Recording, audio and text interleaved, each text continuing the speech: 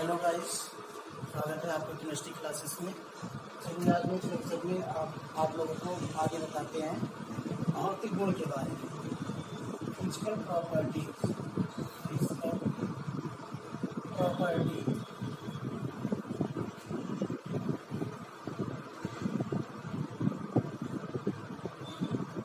भौतिक गुण।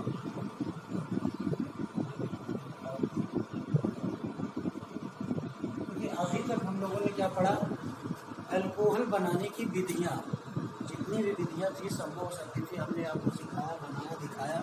और अब आगे देखिए फिजिकल प्रॉपर्टी भौतिक गुण के बारे में।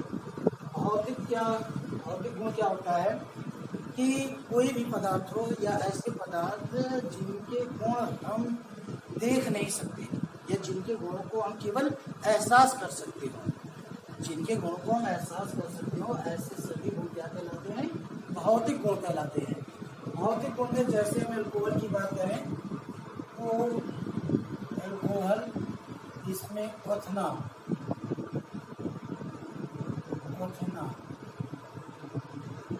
अल्कोहलों का क्वथनांक कैसे बढ़ता है, कैसे घटता है। जैसे हम एक एग्जांपल ले लें, एक सबसे छोटा अल्कोहल मेथिल अल्कोहल, इससे बड़ा मेथिल अल्कोहल, इससे बड़ा प्रोपिल अल्कोहल, इससे बड़ा ब्यूटिल अल्कोहल।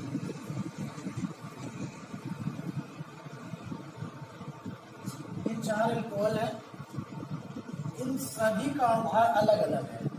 अगर इसको मान लिया A1, A2, A3, A4 या मॉलिक्यूलर वेट के हिसाब से मान लेंगे तो ये हो जाएगा M1, M2, M3, M4।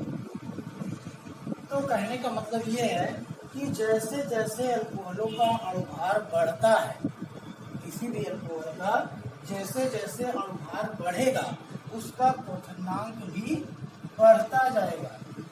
यानी कि अल्कोहलों के अणुभार वृद्धि के साथ साथ क्वथनांक भी बढ़ता जाता है। और अगर मान लीजिए कोई दो यौगिक है, जैसे मान लीजिए एक ये है और कोई यौगिक दूसरा है, एक कंपाउंड है C1 और एक है C2, इसका मॉलिक्यूलर वेट है 46, इसका भी मॉलिक्यूलर वेट है 46। तो जैसे ये आपको क्लियर हो गया होगा, जैसे जैसे अणुभार बढ़ेगा वैसे वैसे क्वथनांक बढ़ता जाएगा। लेकिन अगर दो यौगिक आपको दे दिए जाए जिनका मॉलिक्यूलर वेट सेम हो और आपसे कहा जाए, मान लीजिए ये अल्कोहल है और ये एल्केन है, और आपसे पूछा जाए किसका क्वथनांक अधिक होगा, तो जो अल्कोहल है इसमें हाइड्रोजन बॉन्डिंग पाई जाती है। क्या पाई जाती है? Hydrogen bonding. हाइड्रोजन बॉन्डिंग पाए जाने के कारण अल्कोहलों का जो क्वथनांक होता है वो अधिक होता है। हाइड्रोजन बॉन्डिंग पाए जाने के कारण अल्कोहलों का क्वथनांक अधिक होता है। तो ये जो अल्कोहल है जिसका मॉलिक्यूलर वेट 46 है, इसका क्वथनांक अधिक होगा और इसका क्वथनांक कम होगा। क्यों? क्योंकि इसमें हाइड्रोजन बॉन्डिंग है, जिसके कारण से इसका क्वथनांक अधिक होगा। फिर आती है जल में विलेयता, दूसरा पॉइंट। जल में विलेयता की बात की जाए कि अल्कोहल जल में अत्यधिक विलेय है कि कम विलेय है या नहीं विलेय है, क्या होता है। तो विलेयता की बात किया जाए, देखिए अल्कोहल में ROH, इसमें हाइड्रोजन बॉन्डिंग पाया जाता है। आपको हम पहले ही बता चुके हैं, हाइड्रोजन बॉन्डिंग। और हाइड्रोजन बॉन्डिंग के कारण जल का मतलब H2O, और इसमें भी हाइड्रोजन बॉन्डिंग पाया जाता है। यानी कि अल्कोहल में भी हाइड्रोजन बॉन्डिंग पाया जाता है और जल में भी हाइड्रोजन बॉन्डिंग पाया जाता है, जिसके कारण ये दोनों आपस में अत्यधिक विलेय होते हैं या पूर्णतः विलेय होते हैं। या ये कह सकते हैं कि जो अल्कोहल होता है वो जल में पूर्णतः विलेय होता है, कंप्लीटली विलेय होता है। क्यों विलेय होता है? क्योंकि हाइड्रोजन बॉन्डिंग पाई जाती है। हाइड्रोजन बॉन्डिंग के कारण अल्कोहल जल में पूर्णतः विलेय होते हैं। लेकिन अगर मॉलिक्यूलर वेट इनका बढ़ता जाए, जैसे मेथिल अल्कोहल,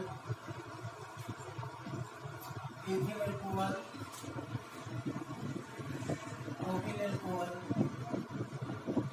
अब इनकी विलेयता की बात की जाए तो तो जैसे जैसे मॉलिक्यूलर वेट बढ़ेगा जल में इनकी विलेयता घटती जाएगी। ये इसकी मॉलिक्यूलर वेट मान लीजिए m1 है, इसका मॉलिक्यूलर वेट m2 है, इसका मॉलिक्यूलर वेट m3 है। तो जल में सबसे अधिक विलेय कौन होगा? जिसका मॉलिक्यूलर वेट सबसे कम होगा, और जिसका मॉलिक्यूलर वेट सबसे अधिक होगा वो जल में कम विलेय होगा। अर्थात कि जैसे जैसे मॉलिक्यूलर वेट बढ़ेगा अल्कोहलों की जल में विलेयता घटती जाएगी। अब हम लोग देखेंगे केमिकल प्रॉपर्टीज। ये आपका था फिजिकल प्रॉपर्टी। नेक्स्ट है केमिकल प्रॉपर्टी यानी कि रासायनिक गुण। चलिए रासायनिक गुण के बारे में देखते हैं।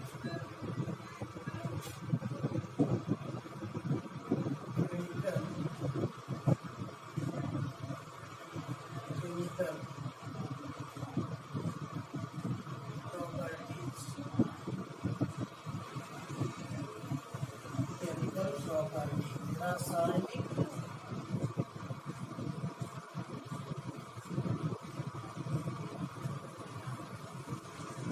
अब रासायनिक गुण क्या होते हैं?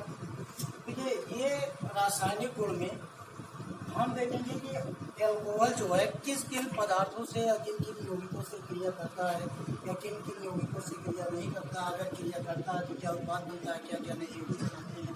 तो इस प्रकार हम देखेंगे अल्कोहलों के गुण में पहला है मेटल से क्रिया, धातुओं से क्रिया, धातुओं से क्रिया, धातुओं से क्रिया। अब धातुओं से क्रिया कराएंगे, जैसे सोडियम धातु है और भी अन्य धातु हैं, इन सबसे ये क्रिया करेगा कि नहीं करेगा? अगर करेगा तो क्या बनाएगा? ये मान लीजिए आपका एक अल्कोहल है, इथिल अल्कोहल, और इसकी क्रिया सोडियम धातु से करा देंगे। तो देखिए ये जो सोडियम धातु है इसमें कुल 11 इलेक्ट्रॉन होते हैं, और जो अंतिम इलेक्ट्रॉन होता है वो 3s1 में जाता है, और यहाँ पर जो हाइड्रोजन है इसका अंतिम इलेक्ट्रॉन हुआ s1 में, एक ही इलेक्ट्रॉन है, और यहाँ से इलेक्ट्रॉन निकालना बहुत ही कठिन है, जबकि यहाँ से निकालना इलेक्ट्रॉन आसान है। तो ये हाइड्रोजन करेगा क्या? हाइड्रोजन यहाँ ऑक्सीजन को बहुत ही कठिनाई से इलेक्ट्रॉन दे रहा है, तो ये ऑक्सीजन यहाँ से इसको रिमूव कर देगा और इसके स्थान पे किसको जोड़ लेगा? सोडियम को। क्यों? क्योंकि सोडियम आसानी से इलेक्ट्रॉन दे रहा है, तो ये इसको सब्स्टिट्यूट कर देगा CH3 CH2 ONA plus half H2। तो हाइड्रोजन गैस मुक्त हो जाएगी, हाइड्रोजन गैस मुक्त हो जाएगी यहाँ पर, और ये बन जाएगा sodium ethoxide, sodium ethoxide, sodium ethoxide, sodium ethoxide बन गया और हाइड्रोजन गैस मुक्त हो गई। तो इस प्रकार किसी भी अल्कोहल की क्रिया अगर हम सोडियम धातु से कराएंगे तो वहाँ पर हाइड्रोजन गैस मुक्त हो जाएगी, और यही कारण है कि सोडियम ऑब्लिक एथिल अल्कोहल इसका उपयोग किया जाता है अपचायक के रूप में। इसका उपयोग किस रूप में किया जाता है? अपचायक के रूप में किया जाता है। क्यों? क्योंकि सोडियम इसकी क्रिया करके क्या मुक्त करती है? हाइड्रोजन गैस निकालती है, और वो हाइड्रोजन गैस अपचयन के काम में लाया जाता है। नेक्स्ट है कार्बोक्सिलिक अम्लों से क्रिया।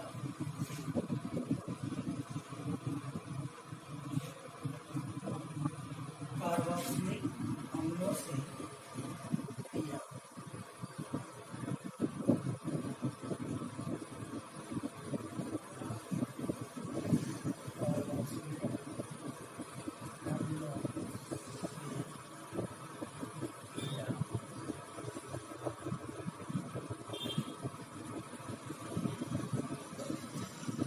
देखिए कार्बोक्सिलिक अम्लों से क्रिया, ये एक अल्कोहल है, अल्कोहल का सामान्य सूत्र, और ये एसिड है, कार्बोक्सिलिक एसिड। ये एक्ट एज ए बेस की तरीके से काम करता है। ये एक्ट एज ए एसिड, ये एसिड की तरीके से काम करता है। और आप जानते हैं बेस क्या होते हैं? देखिए इसमें OH है, और एसिड क्या होते हैं? इसमें H+ है। तो ये दोनों रिएक्ट करेंगे तो यहाँ से H2O रिमूव हो जाएगा और H2O रिमूव होने के पश्चात हमें क्या प्राप्त होगा, एस्टर RCOOR प्लस H2O। देखिए हमको क्या मिल गया, एस्टर। और इस क्रिया को कहा जाता है एस्टरीफिकेशन। इस क्रिया को क्या कहा जाता है, एस्टरीकरण कहा जाता है। जब कोई अल्कोहल किसी कार्बोक्सिलिक अम्ल से क्रिया करता है तो उसका निर्जलीकरण हो जाता है और निर्जलीकरण होने के पश्चात जो यौगिक प्राप्त होता है उसे एस्टर कहते हैं। इसकी गंध पके फलों जैसी होती है और इस क्रिया को एस्टरीकरण या एस्टरीफिकेशन कहा जाता है। अब हम सिंपल आर की वैल्यू रख देंगे। मान लीजिए आर के स्थान में हम ले लेते हैं मेथिल ग्रुप CH3 या इथिल ले लीजिए CH3 CH2OH और यहाँ पर एसिटिक एसिड ले लेते हैं। तो ये क्रिया करके बना लेगा एथिल एसीटेट। यहाँ पर H2O निकल जाएगा, बन जाएगा CH3 COO CH2 CH3 plus H2O और इस क्रिया को कहा जाता है एस्टरीफिकेशन, एस्टरीकरण। और ये आपका प्राप्त हुआ एस्टर एथिल एसीटेट। क्या प्राप्त हुआ, एथिल एसीटेट।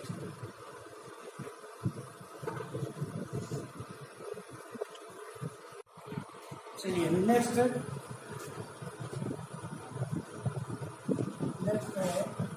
ग्रिग्नार्ड अभिकर्मक से क्रिया। नेक्स्ट क्या है, ग्रिग्नार्ड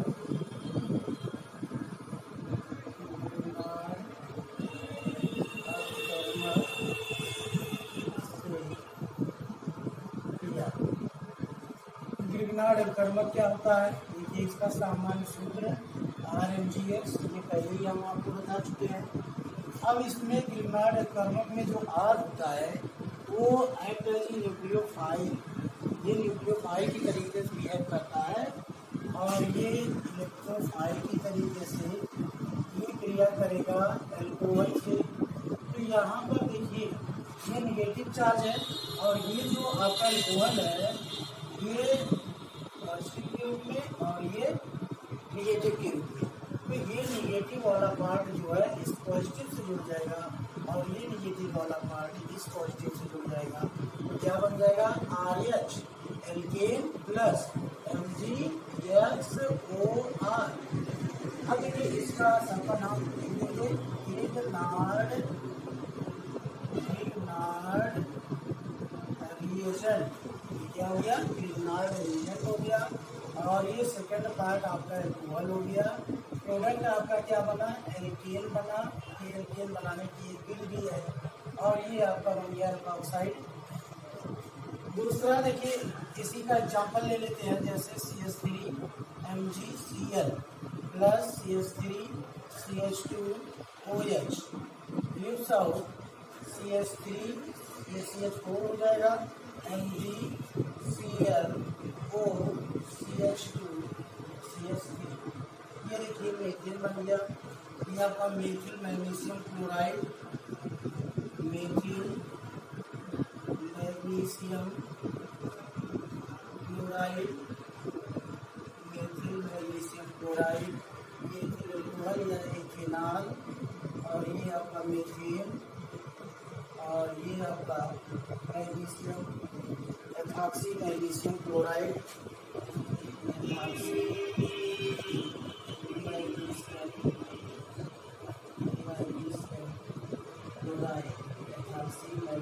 क्लोराइड। तो ये ग्रिग्नार्ड अभिकर्मक से इस तरीके से क्रिया करता है, क्या बनाता है, एल्केन बनाता है। नेक्स्ट है फास्फोरस हैलाइडों से क्रिया।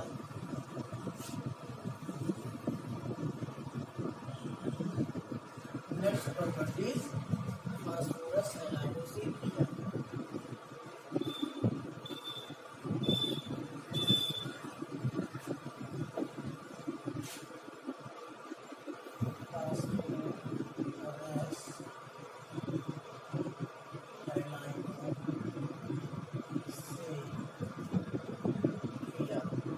फास्फोरस हैलाइडों से क्रिया। फास्फोरस हैलाइड में आपका PCl3 और PCl5 है। चलिए एक एल्कोहल लिखते हैं, एग्जाम्पल के द्वारा हम अच्छे से समझते हैं। एल्कोहल हो गया, फिर CL3 हो गई। अब इन दोनों की क्रिया कराएंगे तो क्या क्या बनेगा, एल्किल हैलाइड RCl और H3PO3 ये बन जाएगा। तो इसको हम क्या करेंगे, 3 गुना कर देंगे, इसको भी 3 ले लेंगे। अब ये हमारा उत्पाद बन गया।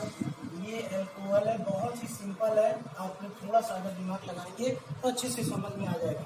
ये एल्कोहल है, ये फास्फोरस ट्राईहैलाइड है, फास्फोरस ट्राईक्लोराइड है, ट्राईक्लोराइड। और ये एल्किल हैलाइड है, एल्किल हैलाइड। और ये आप जानते हैं फास्फोरस अम्ल है, फास्फोरस एसिड है, फास्फोरस एसिड। अब इसके स्थान पर हम पर्टिकुलर कोई एल्किल ग्रुप ले लेते हैं, CH3 CH2OH। यहाँ पर चलिए PCl5 ले लेते हैं फास्फोरस हैलाइड में, तो इसका नाम हो जाएगा एथिनाल, ये तो IUPAC नाम है। और इसका सामान्य नाम हम लिख लेंगे एथिल अल्कोहल,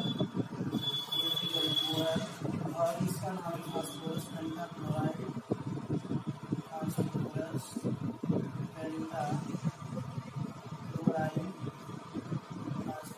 पेंटाक्लोराइड। और ये आपका उत्पाद बन जाएगा एल्किल हैलाइड, यानी कि क्लोरोएथेन या एथिल क्लोराइड, इसका सामान्य नाम है एथिल क्लोराइड। और बन जाएगा POCl3 + HCl, ये आपका साइड उत्पाद है। तो इस तरीके से देखिए ये क्रिया करता है। जो फास्फोरस हैलाइड होते हैं वो किसी भी अल्कोहल से क्रिया करके उसके हैलाइड में कन्वर्ट हो जाते हैं, एल्किल हैलाइड बन जाता है। यानी कि किसी भी अल्कोहल को हम फास्फोरस हैलाइड के साथ अगर क्रिया कराएंगे तो हमें क्या प्राप्त होगा, एल्किल हैलाइड प्राप्त होगा। फिर नेक्स्ट देखिए, नेक्स्ट प्रॉपर्टीज।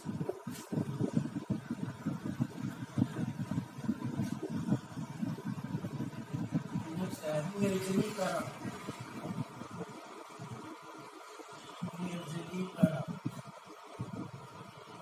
डिहाइड्रेशन देखते हैं,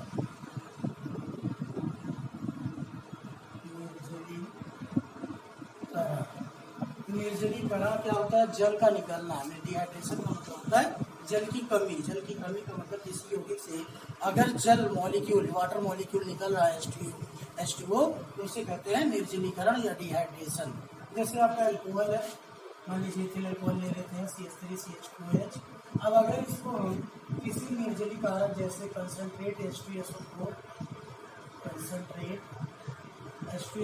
के साथ 160 से 170 सेल्सियस पे गर्म कर देंगे तो इसका निर्जलीकरण हो जाएगा।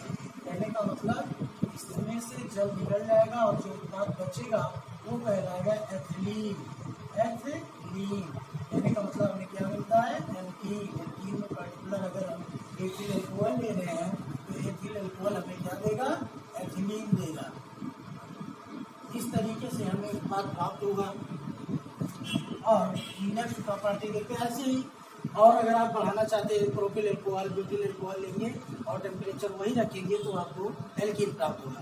अगर आप टेम्परेचर थोड़ा सा भी चेंज कर देंगे, CH3 CH2OH, इसी टेम्परेचर को अगर हम 140 कर दें, 140 सेल्सियस कंसंट्रेटेड H2SO4 के उपस्थिति में, तो ये कन्वर्ट हो जाता है डाईएथिल ईथर में, CH3 CH2O CH2 CH3। इसका आंशिक निर्जलीकरण हो जाता है और ये कन्वर्ट हो जाता है ईथर में। एथिल अल्कोहल, इसका पर नाम लिख देंगे एथिल अल्कोहल, और ये डाईएथिल ईथर, और ये वाटर आंशिक निर्जलीकरण हो जाता है 140 सेल्सियस पे। इसको आप नोट करके अलग से लिख लेंगे क्योंकि ये बहुत ही इंपॉर्टेंट है। अगर टेम्परेचर आपको याद रहेगा तभी ये कर पाएंगे। अगर 160 से 70 पे गर्म करेंगे तो एल्कीन अर्थात एथिलीन प्राप्त होगा एथिल अल्कोहल पे गर्म करने पर।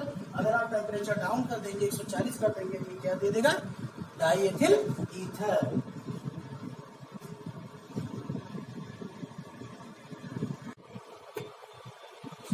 इसमें एक नोट और नोट कर लीजिए, देखिए जैसे जैसे अल्कोहलों की डिग्री बढ़ती जाती है, इसको नोट नंबर 1 और इसको नोट नंबर 2 कर लेंगे।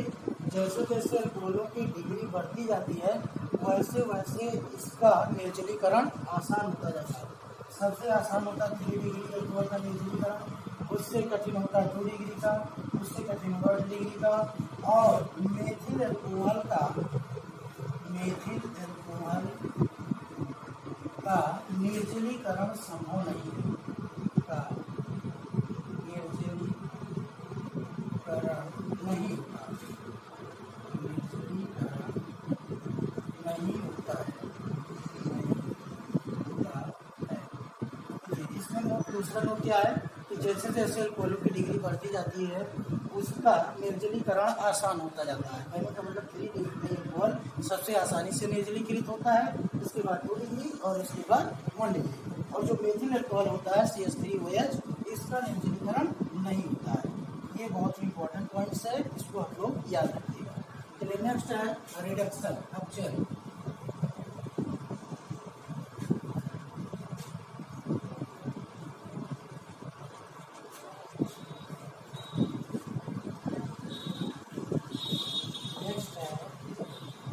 रिडक्शन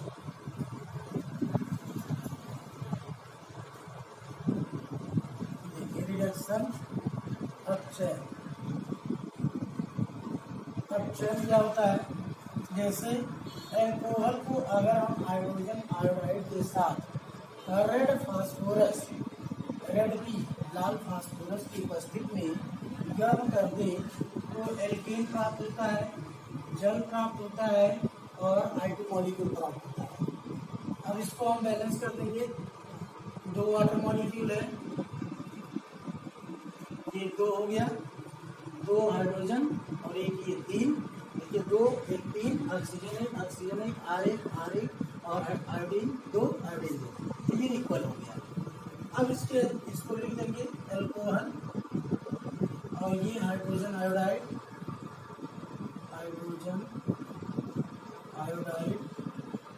और ये एल्केन प्रोडक्ट आपका एल्केन I2 मॉलिक्यूल। अब इसके स्थान पे कोई पार्टिकुलर एल्किल ग्रुप ले लीजिए, CH3 CH2OH plus 2HI gives out red phosphorus, बन जाएगा ethane CH3 plus H2O plus I2। सबका नाम लिख देंगे। एथिल अल्कोहल, ये हाइड्रोजन आयोडाइड, ये एथेन और वाटर मॉलिक्यूल आयोडीन। तो देखिए ये एल्केन बनाने की एक विधि भी है और ये केमिकल प्रॉपर्टीज भी है, अर्थात रिडक्शन होता है, यानी कि रिडक्शन अल्कोहलों का बनाने पर हमें क्या प्राप्त होता है? एल्केन प्राप्त होता है। चलिए इसके आगे नेक्स्ट लेक्चर में। Okay, thanks.